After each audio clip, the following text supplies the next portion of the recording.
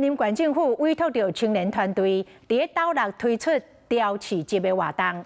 这个是第一届甲高雄的两日市集来合作，总共有100外单单位，嘛互咱看到婚龄的少年人文创的实力。 少年人哪听音乐，哪欣赏台顶乐团的表演，这是云林县政府委托县内青年团队策划雕市集。因头一摆甲高雄一个以友善环境、友善舒适为理念的单位合作，就差不多100个单位推出限定的商品。 这一次算是我们第一次跟其他的单位合作，做一个联办的活动。其实我没有想到说云林会有这么多的年轻朋友，这一点让我觉得很惊讶。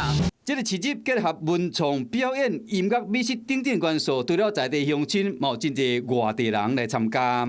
这种事情很棒，因为以前比较少这种活动，然后因为现在这样子的活动，让感觉好像比较热闹一些。我觉得我很幸福，在斗六呢就有这样的活动了。主办单位将继续串联更较侪在地青年的品牌，来带动地方的创新甲农产的行销。 Hello， 我是张新文。想要抢先掌握最及时的新闻资讯吗？赶快订阅、按赞、开启小铃铛，锁定华视新闻 YouTube 频道。